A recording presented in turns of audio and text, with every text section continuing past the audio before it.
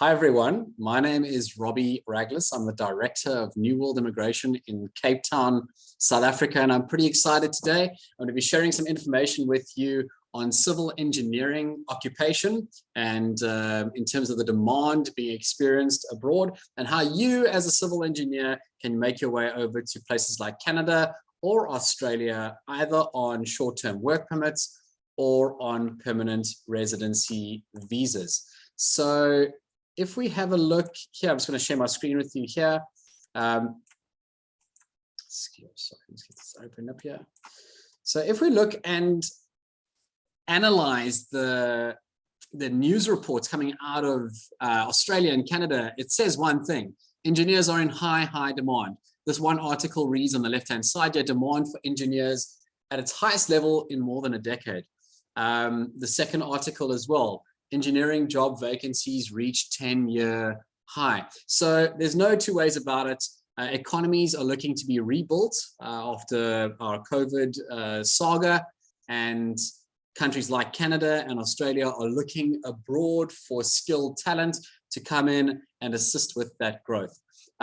So if we look at the provinces and states that are available in Canada and Australia, you're looking at, well, let's have a look at Australia first. You're looking at Australian Capital Territories, and you can just see the name of the province in this diagram here, together with the visa that's available, the options that are available. And you can see here, all these green and blue ticks suggest one thing, and that's all the states in Australia are looking for civil engineers. You can see at the top, this little green button here, there is a high shortage and a strong demand. So under ANSCO code 233211, you don't have to know that for now, it's just a code reference for civil engineers. But as you can see here, there's obviously a high demand in Australia. If we bump over to Canada, you can see the options that are available for civil engineers in Canada under so this PNP over here stands for Provincial Nomination Program, as well as Express Entry Program, which is basically a permanent residency program for Canada for civil engineers. And we've also put here the average salary that you can earn as a civil engineer in the various provinces in Canada. It looks like provinces Alberta and Saskatchewan are offering the highest average salaries for civil engineers. Alberta, very much an agricultural province. So naturally, there's a clear understanding as to why that is in place and why there's such a high demand. So how does one qualify as a civil engineer wanting to go over to Australia or Canada? So let's have a look at Australia first. So you have the option of applying for a 189 visa, which is a visa that allows you to live anywhere in Australia. You have the option of applying for a 190 state sponsorship, which means that you would be restricted to live in a particular state in Australia. And then we have the 491 regional sponsorship, which is basically a region within a state.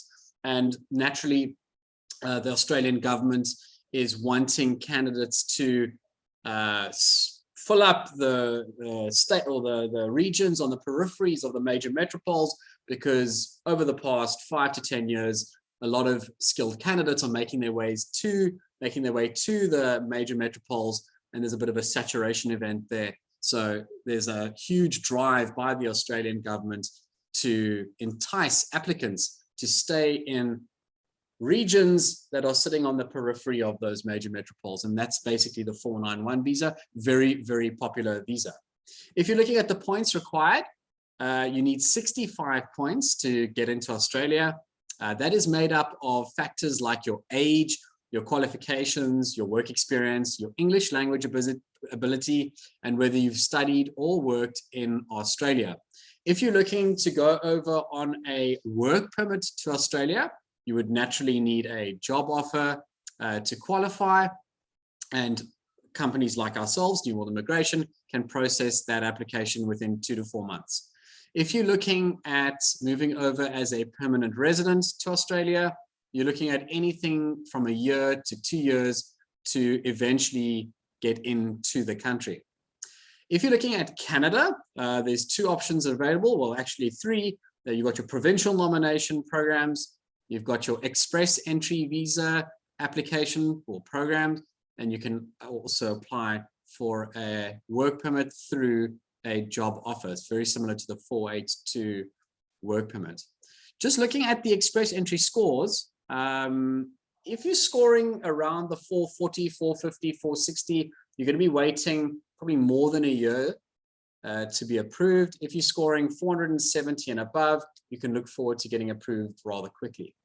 If you're looking to go over to Canada on a work permit, which is again driven by a job offer, you would need something called an LMIA, and that is issued by the employer through a sponsorship process, and the application can take between 2 and 4 months to be approved. Now, with any application for immigration to Canada or Australia, you would need to write or conduct an English language test, otherwise known as an IELTS exam. And generally, you would need to score a band of 7 or higher. It's made up of speaking, listening, reading, and writing. So you would naturally go to a center and actually spend a day there and do an English language exam. If you want more information on that particular process, New World Immigration is happy to provide that to you.